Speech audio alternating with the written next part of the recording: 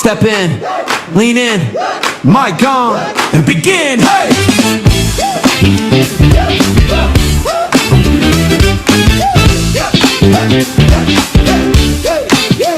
Been quiet too long, chewed up tongue. Turn down songs, clock keeps ticking on the wall. But your name's still missing from the roll call. Let your voice be heard, say every single word. From the low notes to the sky, throw hands up high. Let your voice be heard, loud, clear, undeterred. You got a light, buddy? Yeah, sure, kid. There you go. And your wallet. Nick, give him your wallet. If it shakes the room, that's how you know it's you, yeah. Oh, yeah. You got a truth tucked deep in your chest, heartbeat tapping out, saying recording in progress. Crowd might stare, let them do what they do. They never held a fire living in you. Let your voice be heard, say every single word. From the low notes to the sky, throw your hands up high. Let your voice be heard, loud, clear, undeterred. If it shakes the room, that's how you know it's you, yeah. Speak up, name your dream out loud. Stand up, you're the leader of this crowd. One spark, one shout, watch the silence melt. That power in your mouth is the truest thing you felt. Let your voice be heard, say every single word. From the low notes to the sky, throw your hands up high. Let your voice be heard, loud, clear, undeterred. If it shakes the room, that's how you know it's you. Welcome. Yeah, James. Yeah, it's starting to be my favorite song right there, man. Especially when you here. Welcome to Let Your Voice Be Heard Talk Radio. Again, my name is Cloyd Holmes. I am the host of Let Your Voice Be Heard Talk Radio. Again, tonight, we have, I'm not even going to say guest. We have an awesome family member that is here with us. An awesome guest, an awesome person with an awesome story that we have heard. I think most of us here know who James is. For those who don't, I'm gonna give you a little brief synopsis. James is a chess master. James, yeah, James. that is a big thing, man. You know, who could say that? James is a chess master, and James is also the author of Chess for Dummies. Many of you have heard of that book. It's a bestseller. James is the author of the Chess Bible. James, how many chess books did you have? I've written 6 chess books. 6 chess books, yes. Yeah. James has explained to us and given us his story that, of being a chess master, and how it took him also to addiction, alcoholism played a part in that. It was, I guess, the chess played a part in alcoholism, or the alcoholism played a part in the chess, but it was all put together. It all worked hand in hand, so to speak. I think from me listening to your story, James, that you have overcome a lot of things using the chess theory, so to speak, to combat some of the alcoholism. I mean, using these things together, you've learned a lot from each one. Each one has taken you somewhere different in the other one. And I said that because you explained to us that you no longer have the desire. I don't want to say to play chess, but to win, to beat somebody. And so, and I often wondered how can you play a competitive game or sport without the desire to win. And that was really deep the way you explained it. We're gonna get you to talk, to give us some more of that, because as Karen said last week,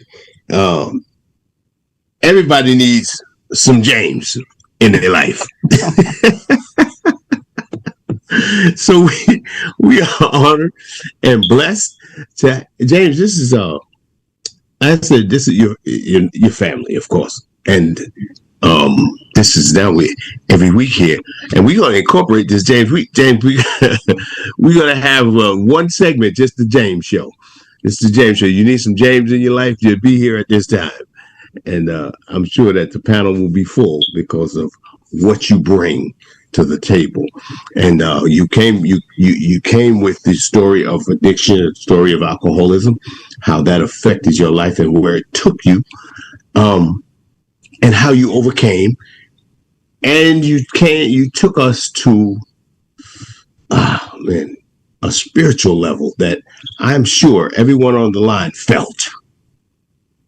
Because I'm like, how can I feel this inner peace through this device,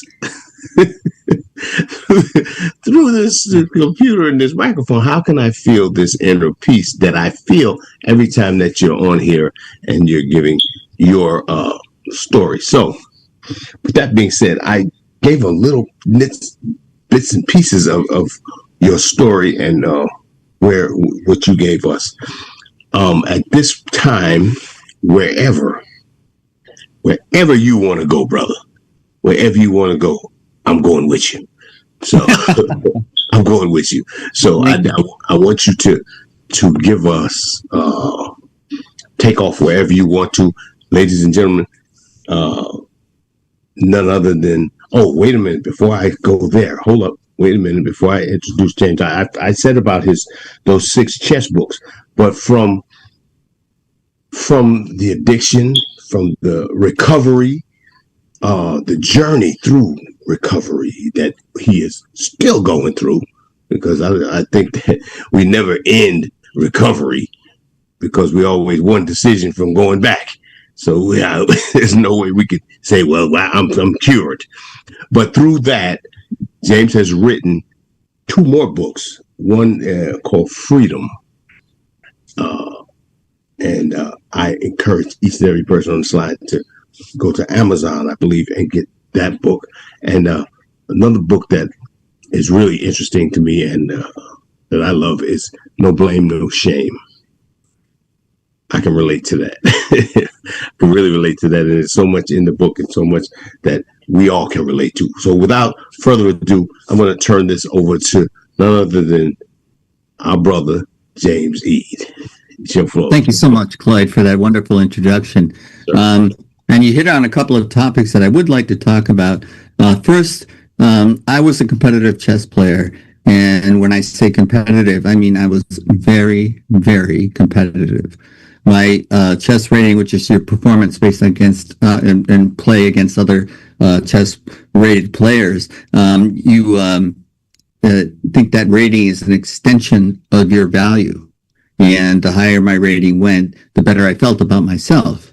So I was achievement oriented and I was looking outside for validation, because one of the subjects I want to talk about now is low self-esteem.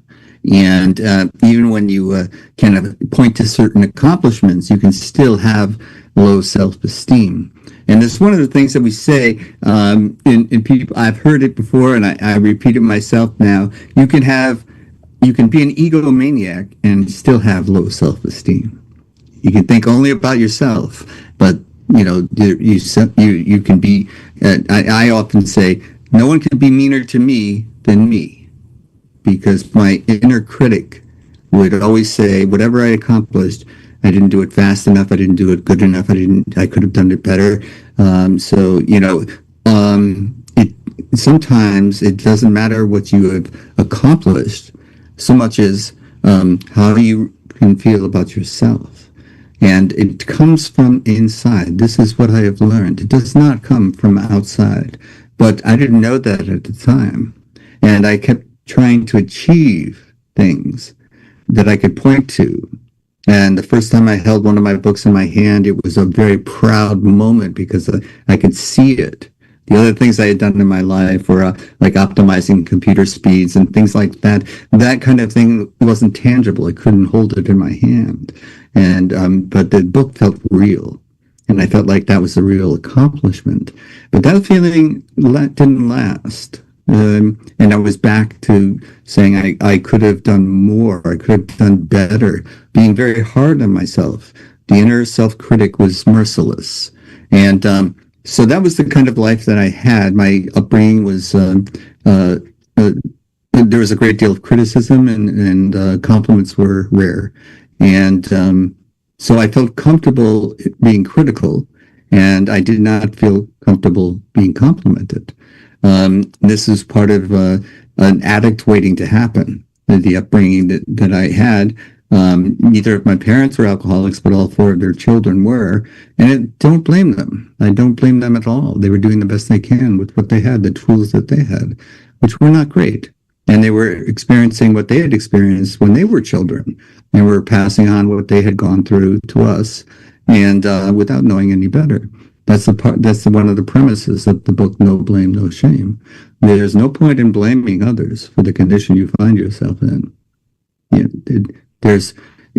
It's of no benefit to you, and it will hold you back from finding your spiritual path to walk in life if you are going around blaming and others. And also, the no shame aspect of it is that I know what I did in the past, and if I can think about things that I have done, I can feel ashamed of them. But no, man, now I think about it. If it hadn't gone through what I have gone through and done what I have done, I wouldn't be able to speak with authentic power about how it can change, how you can recover.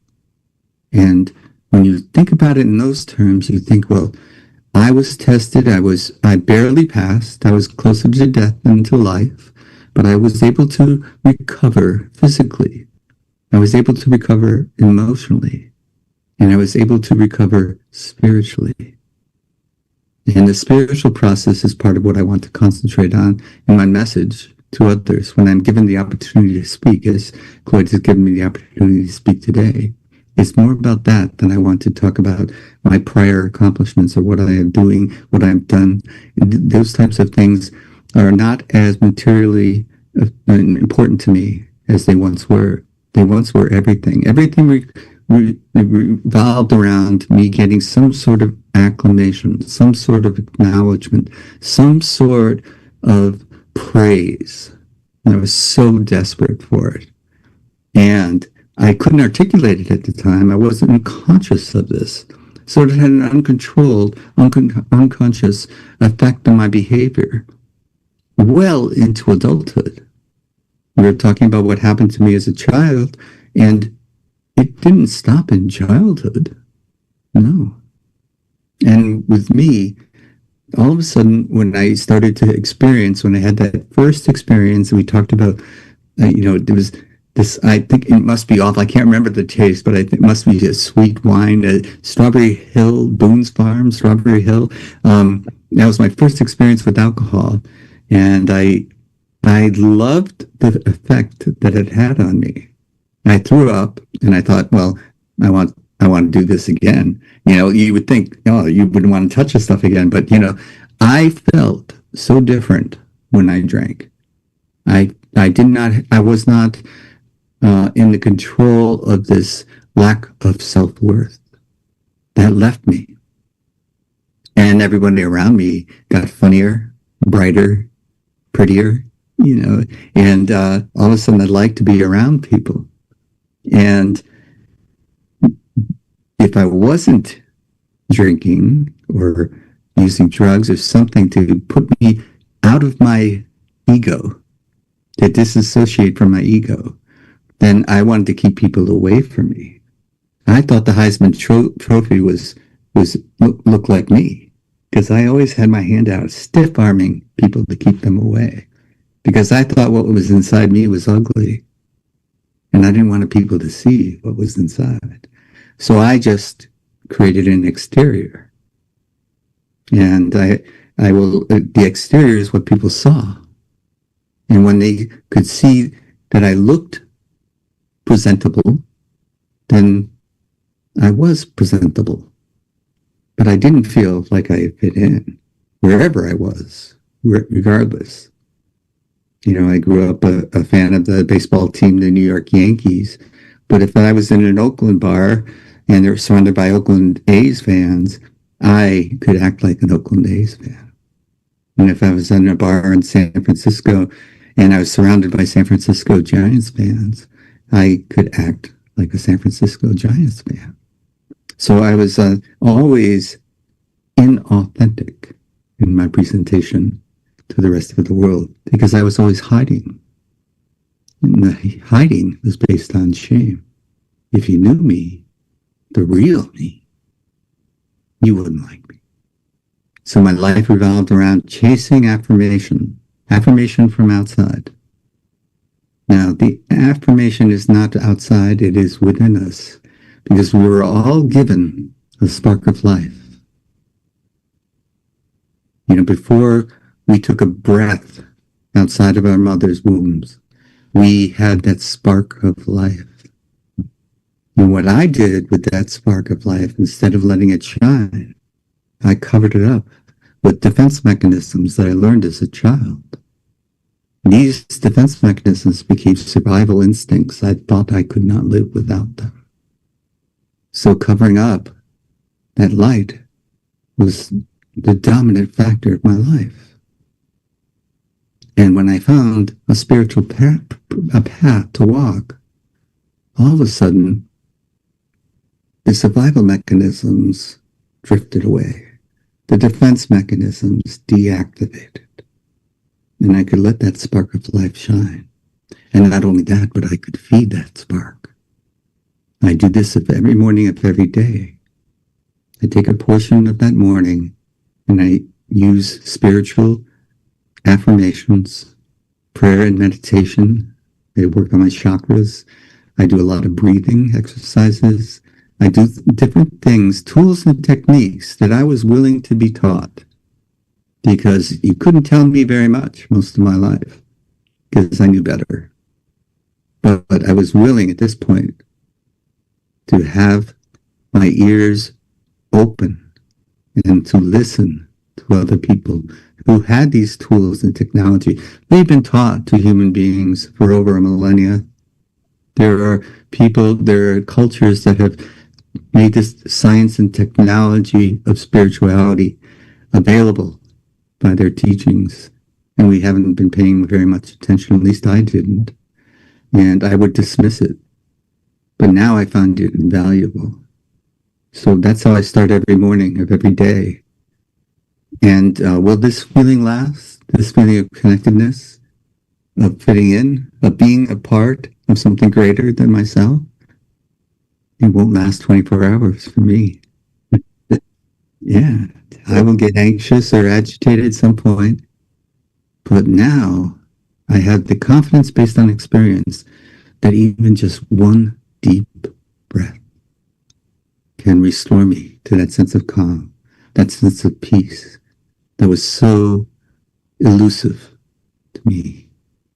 And I had told you before, I thought I knew the definition of calm, but I didn't.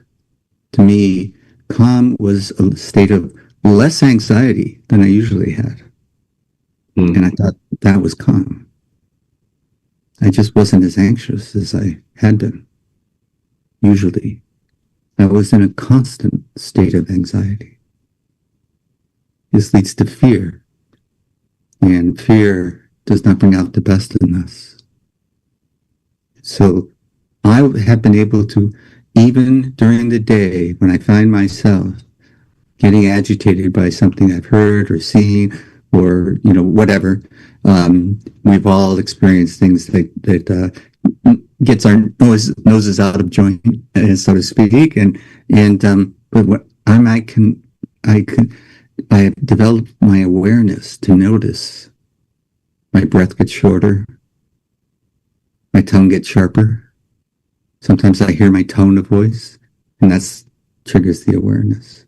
Sometimes I notice my breathing, that triggers the awareness. And what does the awareness give me? It gives me the chance to employ one of the tools or techniques that I've learned. And for me, it's breathing. One deep breath. And all of a sudden I remember what it feels like, what serenity, what that word means. And the storms of life can be raging all around me, and I can stand in the center of those storms and feel serene. I can't control the storms.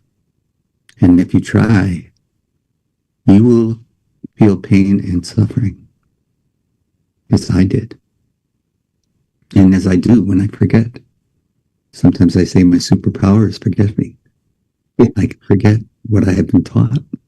I can forget what I have learned. But when my awareness kicks in, I realize I have put my foot off my path. This is not the path I am meant to walk. And since I have found my path, what has that meant to me? It means that to encourage people to find theirs. Theirs may not be mine, and mine may not be theirs, but everyone with that spark of life, if you're no longer covering it up and hiding it based on the low vibration of shame, which will bring you down.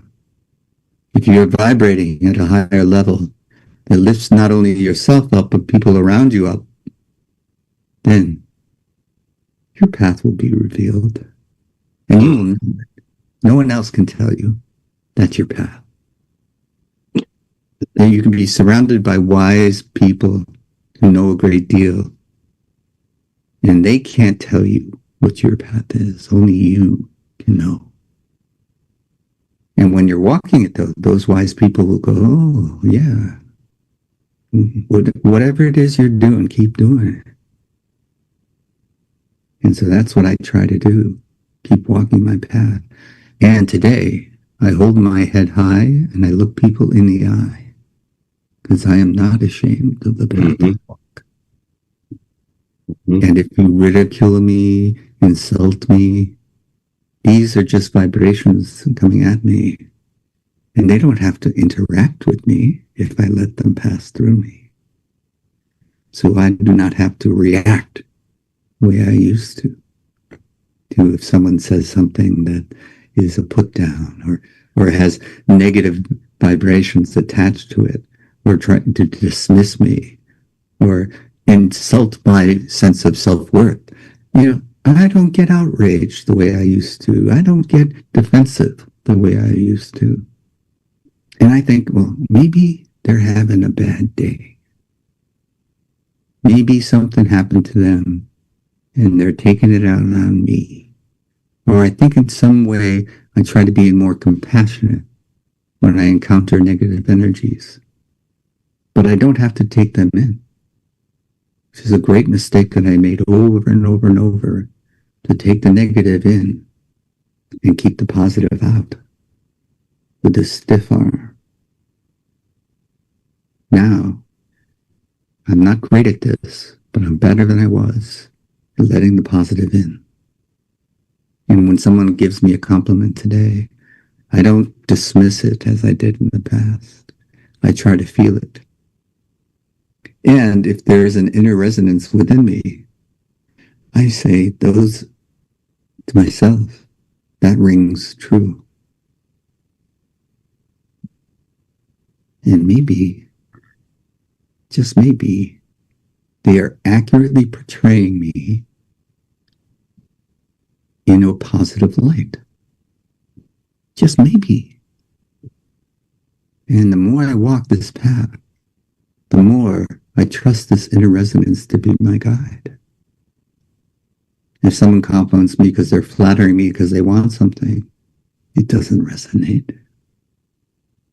But if someone compliments me because they have been touched, we have established a connection, I let that in. And that's how I think the universe reflects back to me whether or not I put my foot wrong on my path or if I'm walking it. And the universe, I can count on it. It will reflect back to me one way or the other.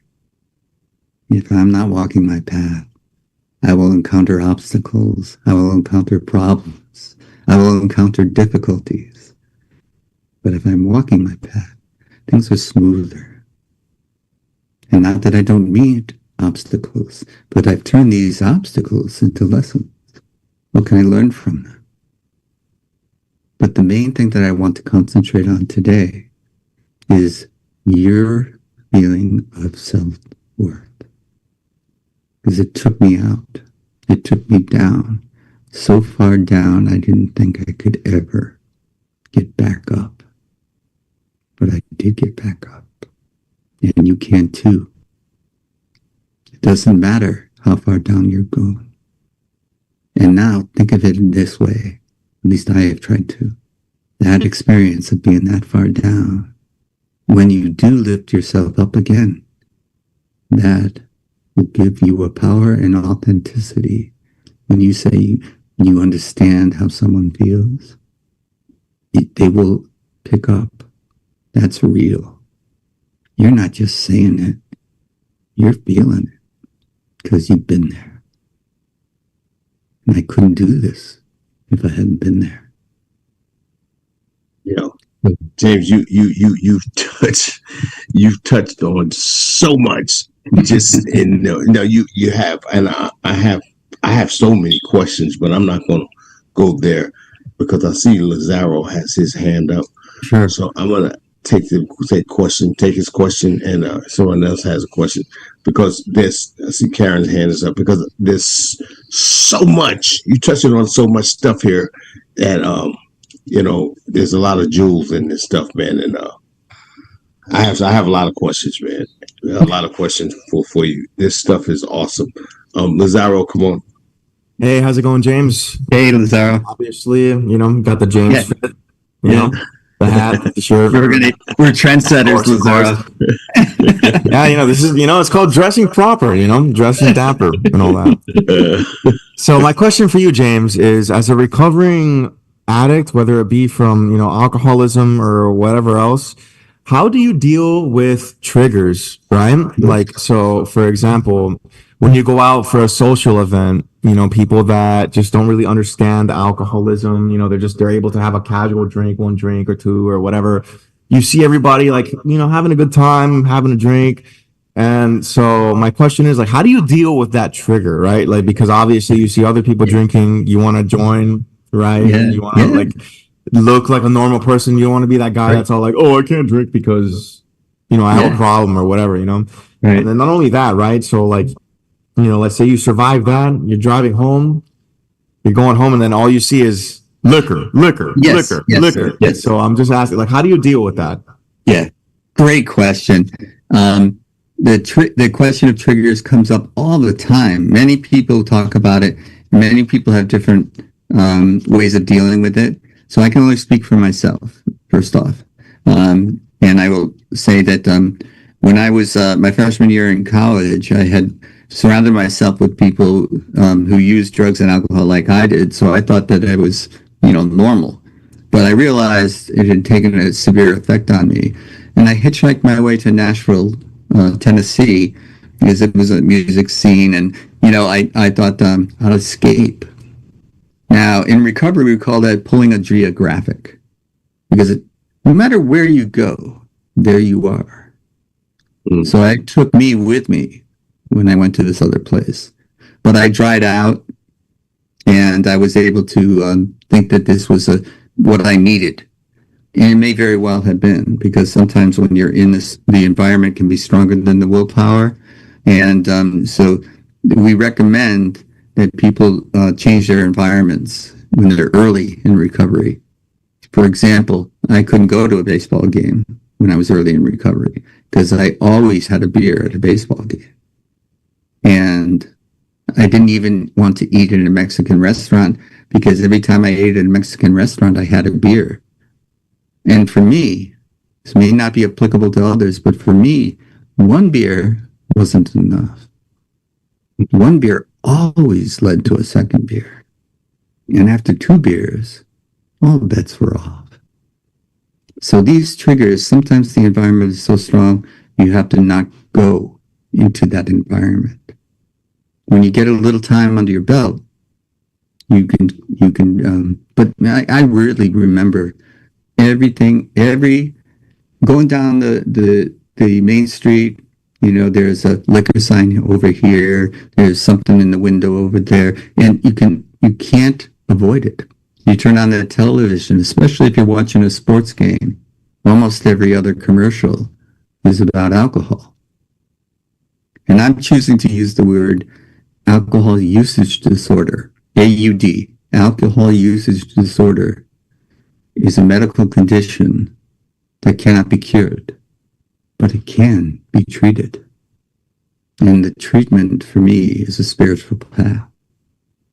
And for others, there are other medical interventions. There was a medical intervention that saved my life. But it's the way I live now that makes my life worth living. But with these triggers, you are not going to be able to avoid them. Consciously, you can make an effort to not put yourself in a situation where you're likely to fail. This is a smart thing to do until you have some time. So just say, I can't go to that baseball game, or whatever it is for you. Whatever leads to a trigger, that squirmy feeling where you think you've got to change the way I feel. And the way I feel has to be changed, not tomorrow, today, right now, this minute. I can't stand the way I feel. I have to change it. And the way I change it was with a beer, with a shot, with something that led to a usage disorder, which is a medically recognized condition. Because when we use the word alcoholic, we think of people in dirty raincoats, drinking something out of a plastic or a paper bag or something. We have this image, and it's a stigma in our society. Alcoholic bad, alcoholic failure, alcoholic moral scum. But it is a medical condition. Not everybody suffers from it, even though they do the same things. They can drink like you drink, but not be an alcoholic, not suffer from a usage disorder that I suffer from. They have a different metabolism. There's something different about their biochemistry. There's something different about them, but it doesn't matter that they can do it. I can't. I have to accept that about myself. I also can't process dairy. So I can't have cow's milk. I can't have cheese that comes from cow's milk, even though it's been processed. And so I have to do without that. So what have I found? I found, hey, sheep's milk's not so bad. I actually like it now. So I don't have to do without so much as I have found what works for me. And I don't have to do what doesn't work for me just because everybody else is.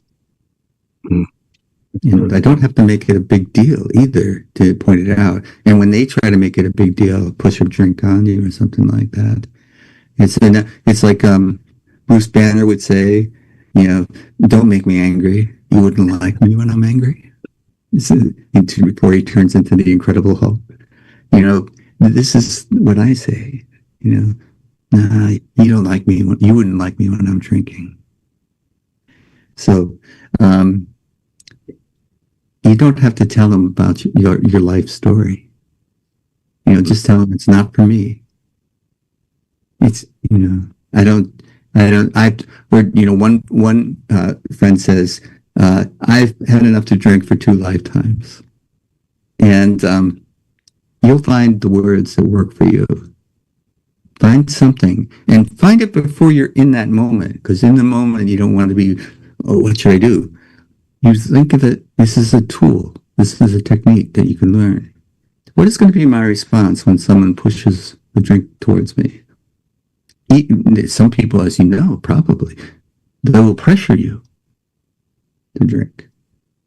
Have a couple of phrases, a couple of sayings that It's authentic, it's an accurate expression, but it's not like a full confession. They don't need to hear that. You just need to know in some way, your words, some way, that it's not for me. Not now, not today. Some people say, not today. Thank you for that, James. Thank you so much. And on those lines, I got a quick question, but just Karen, I got you. You coming next, and Princessa, I saw your question as well, but I want to ask you this before I get to them. And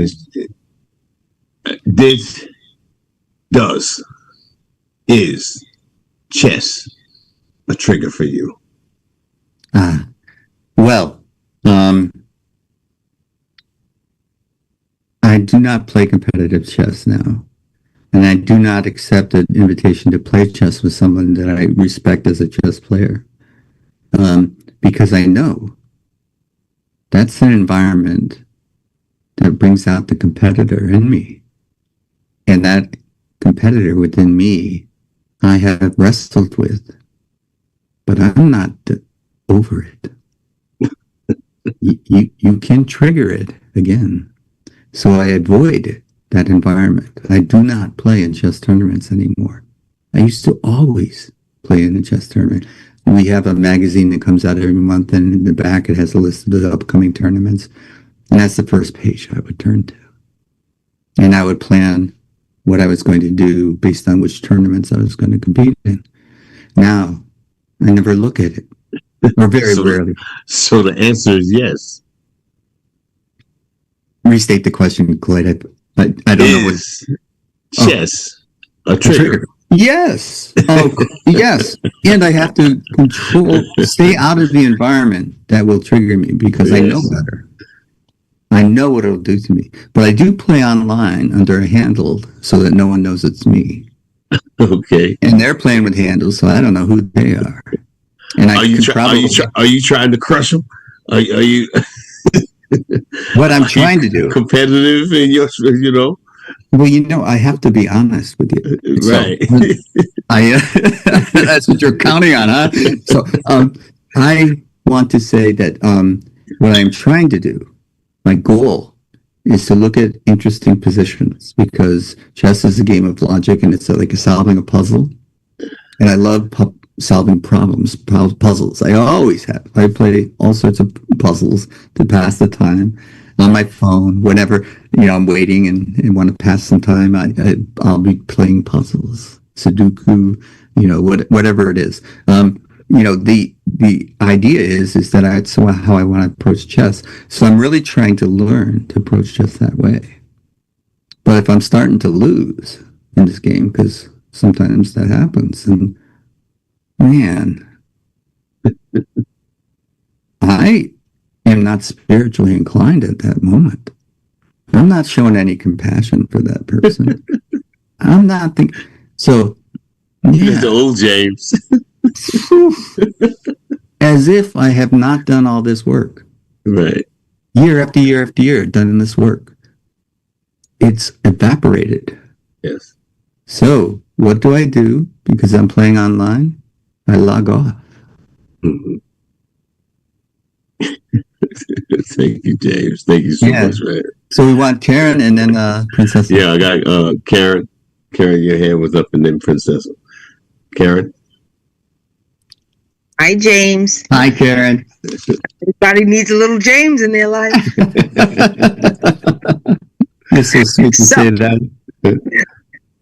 So my question, or my observation, I guess you would say, is that what your message on Let Your Voice Be Heard is not so much about chess and the accolades that you received from being a master chess player, but more of the spirituality in recovery. And the message is about recovery, which I totally appreciate.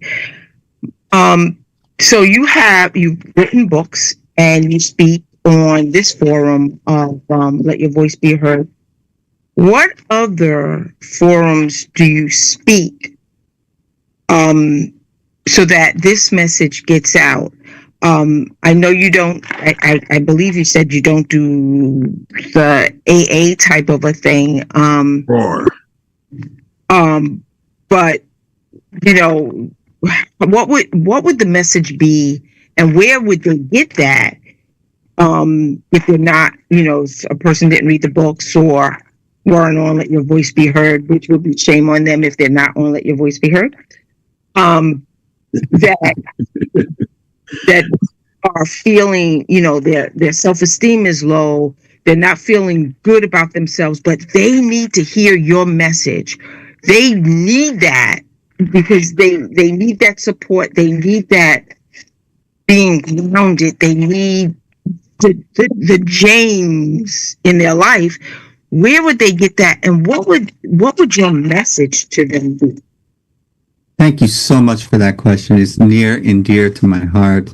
And I do still go to different recovery programs. I find that although I loved being alone, and I tried to be alone as often as I could growing up and into adulthood, I need people around me. And it's really the environment that I look for in these places is people that have gone through what I've gone through and know what I'm talking about when I talk, and to listen to them when they're talking. And so it's very useful. I was asked to speak at a meeting yesterday, and I spoke at a men's meeting, so it's men's only. And after I'm done telling my story, they asked for a topic, and my topic was shame. What do you do about shame? And you could have heard a pin drop. Nobody wanted to talk about shame. But to get back to your point is, how do I get the message out now? Well, this is how Tony and I met, and because I've been struggling writing books, for example. I do podcasts, for example. So how do I get the message out? I've been on radio shows before. I've been on a local TV station. So I've been trying wherever I can. And Tony called me out of the blue one day and said, and I told him, look, I don't have a marketing bone in my body. And he said, that's what I do. So we're trying to partner and develop some ways that we can be able to reach out more. And, it's like if they don't like what I'm saying, they can turn the dial, so to speak. I don't have captive audiences. That's right. But if they like what I'm saying, they can continue to listen. And often I don't know who's getting the message or not. But that's not as important to me as reaching somebody, even if I never know that I have. If I've changed that person's experience by sharing my experience, my strength, and my hope that I have today.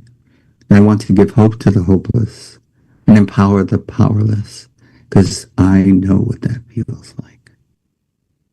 And it's a matter of, it's pain and suffering. And we do not have to live like that. And freedom from the tyranny of addiction gives you a higher high than you ever will get ingesting foreign substances.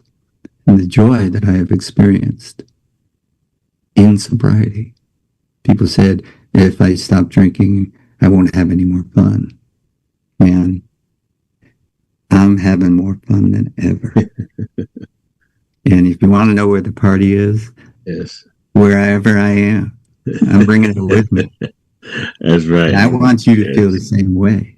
Yes, Wherever you are, that's where the party is. yes. It starts in here, not out there. You won't find what you're looking for out there. You'll find what you're looking for in here. So I'm trying to get the message out the best way I can. But thank you for that question, because I've really been wrestling with it. I have a website, but I was told it was not network ready, I think was the word. So we have a professional now working on a new one, and that should be launched very soon. Yes, sir. Thank you so much. Thank you. Princessa, you want to ask your question? You want me to read your question? You going to ask it? Yeah, let her. Yeah, I want to hear her say it. I want to hear her talk. Oh my God, sorry. You guys already know I'm shy. I had to type it out so I wouldn't forget it because last time I forgot to ask a question. But it's pretty much, how do you rebuild self-esteem after hitting rock bottom? I have a couple questions, but that's the first question I have. Okay.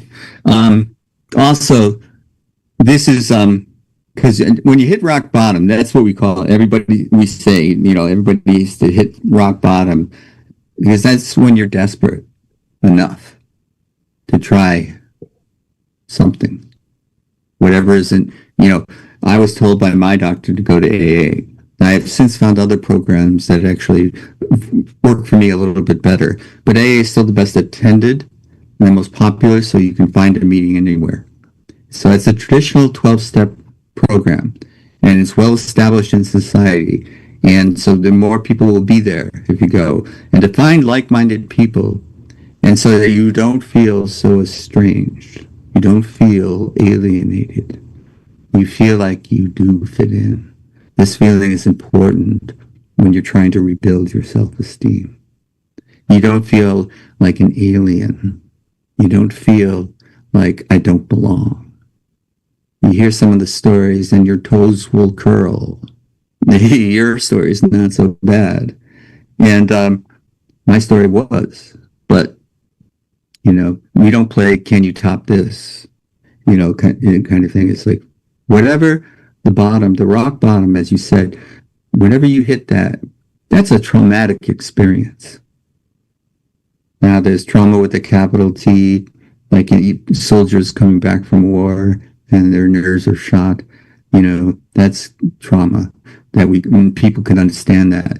But this rock bottom hitting, that's traumatic at a different level, maybe, but just as harmful to you, to your self-esteem, and to the people around you, people who care about you.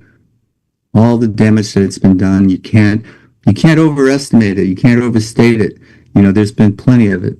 And then what I have learned, and I learned this later on in recovery, you have post-traumatic stress disorder on top of everything. So PTSD, thank you for piling that one on. But yeah, I have it. So be kind to yourself. Man, this stuff is serious. It's hard to treat. There are people who specialize in treating PTSD. And if you find someone who treats you just for that, that will help. But what we're talking about is the inner voice, the inside. What I'm talking about, I should say, is that I have found that the answers do not lie outside me. Although I have to be willing to learn tools and techniques that can help me. But only I can tell if that tool or technique will work for me. Deep breathing worked. So if you find what works for you, keep doing that. I can't tell you to breathe, to do yogic breathing, and to concentrate on the flow of energy in your own body. Because that's what worked for me. I now can raise my vibration. If it's a low vibration, fear, shame being a couple of the lowest, I can raise it. I can raise it and put a smile on my face and hold my head high, walking down the street. Even though I'd gone down this little rabbit hole of self-loathing that I've been down a million times, yet I can be aware, hey, that rabbit hole leads to bad outcomes, Jim. You've been there a million times. It's not going to be any different this time. It's going to be the same old story. Hey, why don't I wait and not go down that rabbit hole? And just take a break, a little pause. Whoa. So how do I reframe this? Reframe my thinking. Hey, you know what? The best I could do for a while was, you're not so bad. I'm not so bad. Look in the mirror and say, you're not so bad. That was the best I could do for a while. And they tell you to look at yourself in the mirror and say, I love you. Well, that works for a lot of people. But for me, I can only say, you're not so bad. So this self-love, do what I say, don't do what I do. I'm not saying I'm great at it yet, but I'm working on it. Yeah. And the self-esteem For me, it's more or less the awareness that kicks in.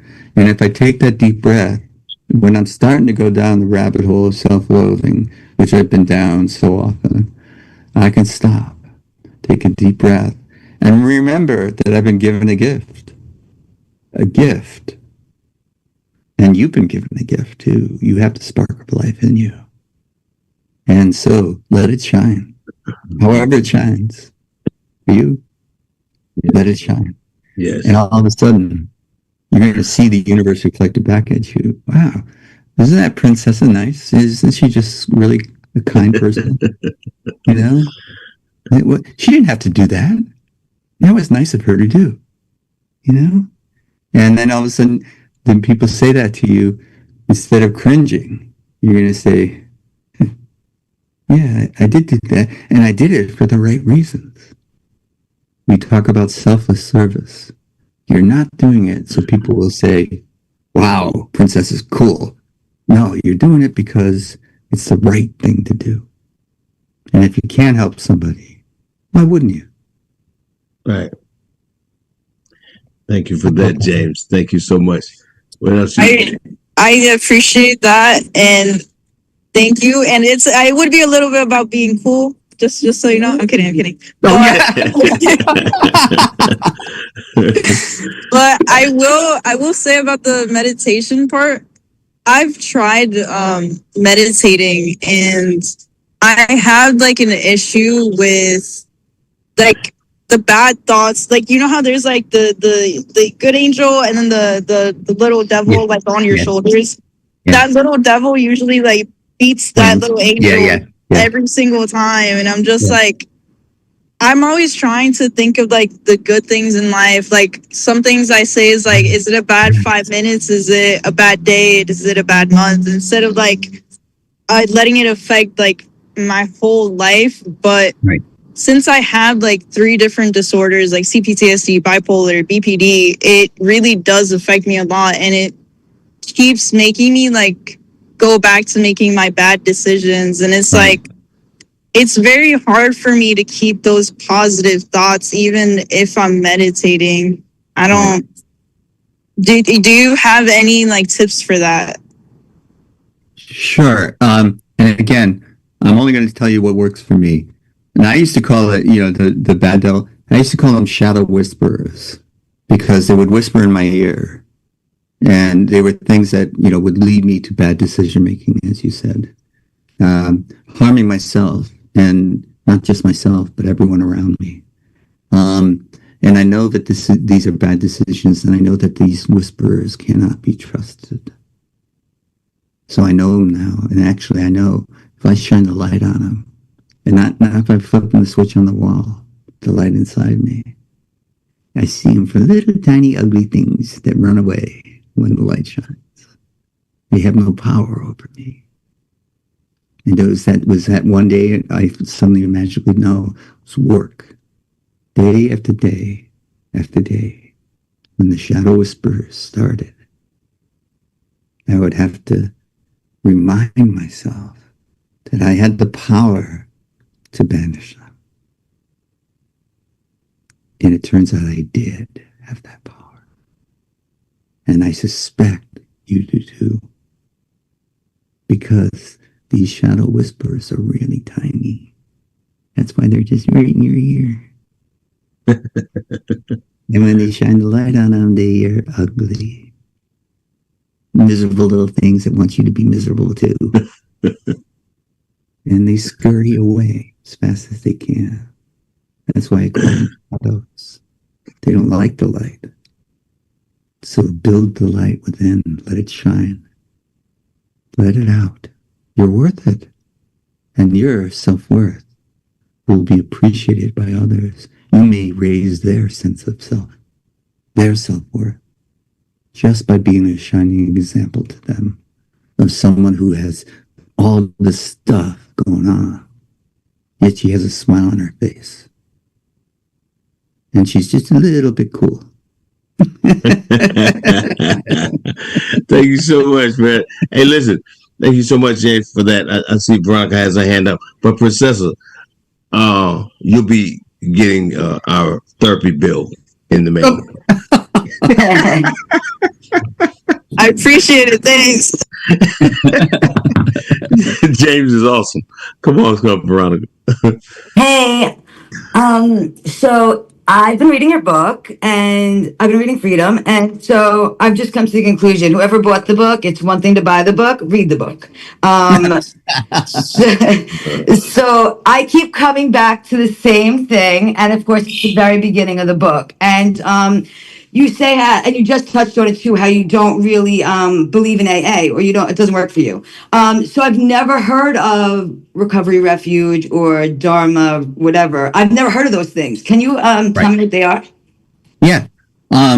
Great question. And I don't want to disparage AA. It works for millions of people and it's worked for many, many years. But one reviewer pointed out that I had a biting edge when I talked about it.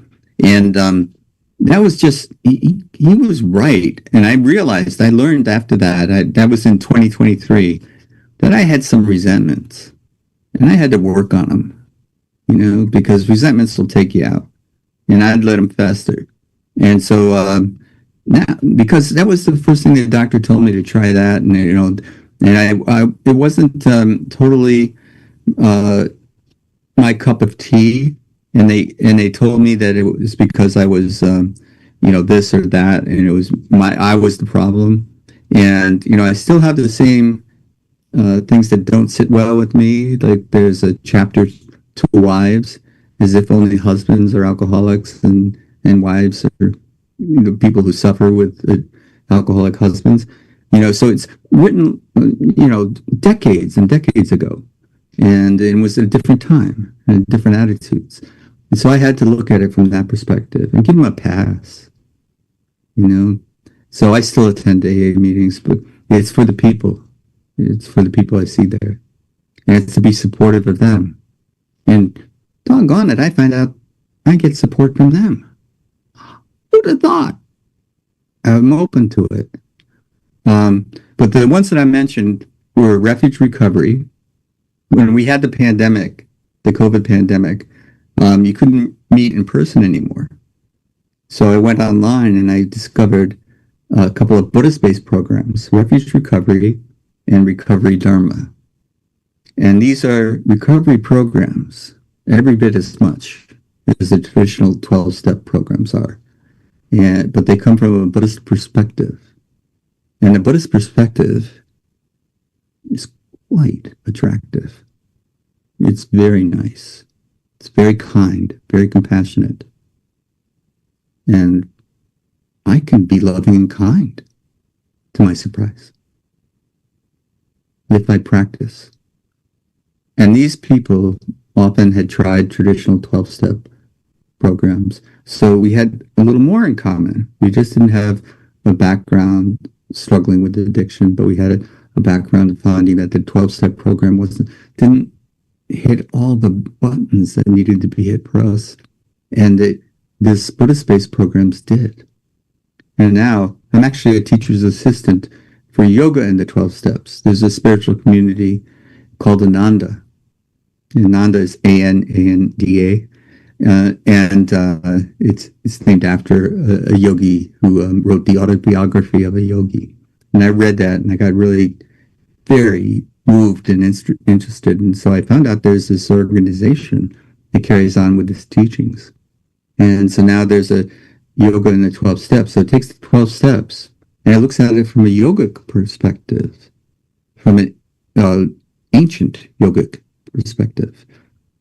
So these tools and techniques of being calm and how to be calm and serene, even in the center of life's storms, these have been taught for ages. Not here in the Western worlds where we're competitive and want to gain material gains and do those types of things. But this is another perspective. And that was really eye-opening to me. And there's also another program that I attend periodically, Adult Children of Alcoholics. And it doesn't mean that your parents are alcoholics. It just means that your family was dysfunctional. And,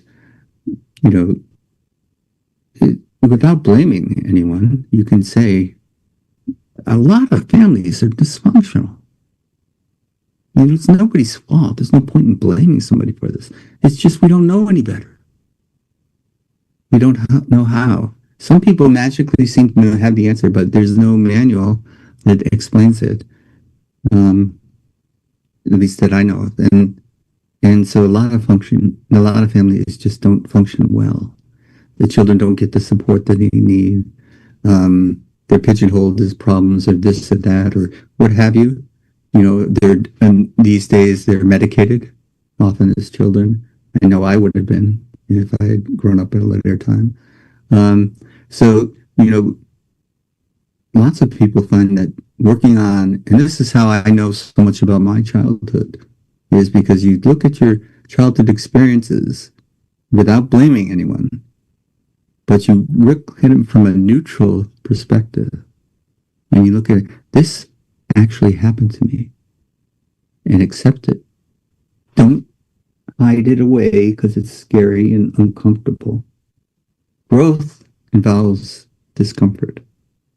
Remember, rapid growth causes pain in your bones, So it's like, this is a sign. If you're getting a little uncomfortable, this is really close to the bone here. Ouch. That's a sign that you're on the cusp of growing. So double down.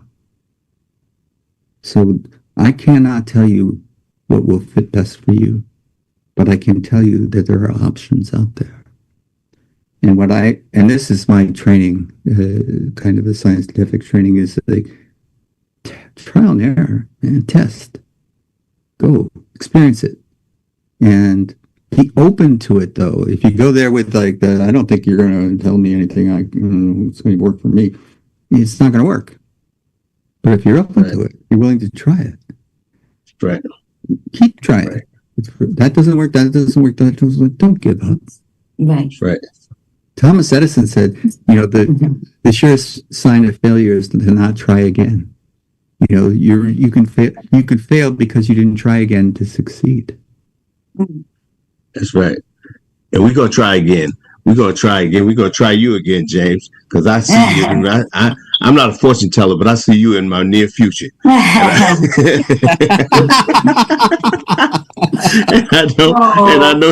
I know you'll be back, my brother. Because James shows always run over the hour because he's just that interesting, Oh, yes, indeed, you are. Yeah, family. I'm not conscious of the time. I'm sorry. Family, and I see, for the sake of time, I see Tony with his hand up. So come on, Tony. You always have to take the spotlight. The boss. That's resentment. Come on, Tony. Come on, Tony. You gotta unmute. You gotta unmute. No, he's thinking. He's thinking. You still muted. Hey, we don't have time for him thinking. You still muted. You still muted. Listen, you the boss. You gotta find some high tech stuff. You gotta have somebody to put that high tech stuff up. There you go. Somebody help him you out. still muted. You still muted. He needs help. He need help. Where the IT guys at? Tony, he's in outer space. Just give him some time. Yeah, that's true. On his astronaut helmet. He's got a different atmosphere. I see him. Okay, there he is. Some time. You'll figure it out. Tony! Come on, Tony. There you go. Johnny, come in. Sideways. Johnny, come soon. Okay, there we are. There we go. Oh, no, man. sideways. Come on, man. You got it. You got it. You got it, baby. Technology, man. Yeah. Tony's got it, bro. Right. I'm glad James got everybody. I'm glad James got everybody happy and laughing. But after meeting like that, you gotta look at your damn self. You gotta laughing. So you hope the meeting hurry up and end so you can go and get off, because James be touching places that you don't want to go, and he takes you there. And that's why I love him so much. And James is going to be in town. For those that are in Florida, he's going to be in town around the 26th. And if you want to come buy books from him, I mean, like Veronica said, don't just buy those books, read them, because they're an extension of him. You got him right now, but his blood, sweat, and tears went into those books. And, I look at it like this. one day you might be struggling, might want to go do something stupid, and just that book could save you. You need to surround yourself with, as Karen say, a little bit more James. You know, a little bit more James. A little bit of James. And that's right. I'm not We all going to have that light inside us. Amen. And you're right. And that was a beautiful thing you said. We got that light to, I think you said it to Princessa. But that's what's real. And Princessa, I'm proud of you, you know, because you don't talk for nobody. And James seems to have, there you go.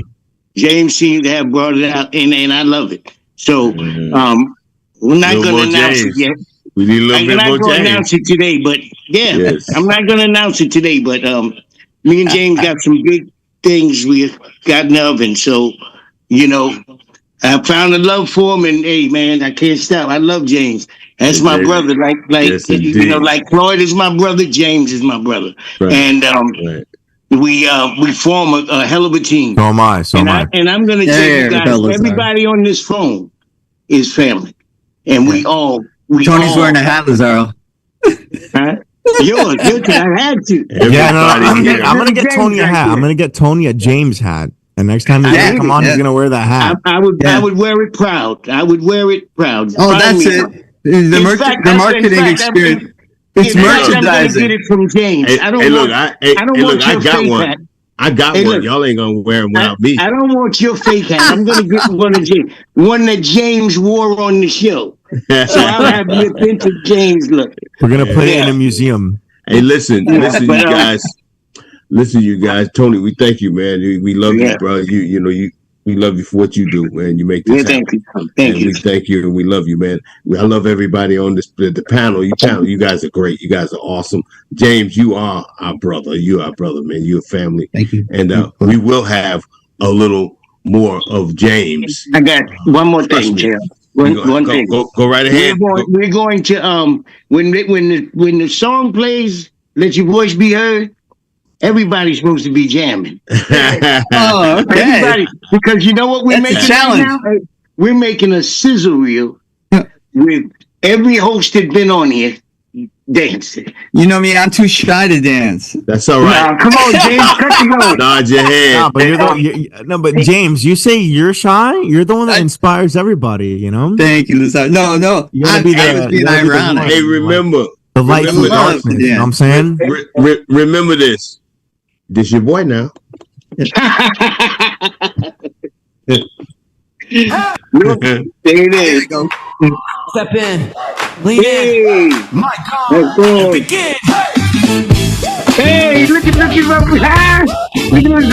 Hey, look at Karen. Hey.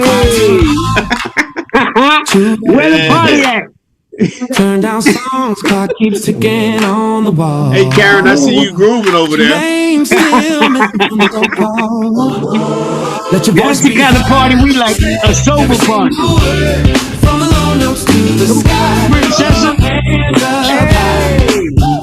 Princessa's gone. Undeterred. If it shakes the room, that's how you know it's you. Look at my bird. You got a truth tucked deep in your chest. Heartbeat tapping out, say it, confess. Crowd might stare, let them do what they do. They never held a fire living in you. This is the kind of Friday night I like. Voice be heard. Say every single word. James, cut the road, James. I see. Let your voice be heard. Undeterred. If it shakes the room, that's how you know it's you. Speak up, name your dream out loud. Stand up, you're the leader of this crowd. One spark, one shout, watch the silence. Look at this, this is crazy. We all partying on a Friday. Where's the party at? Let your voice be heard. Say every That's a beautiful thing. Party's wherever we are. Friday night,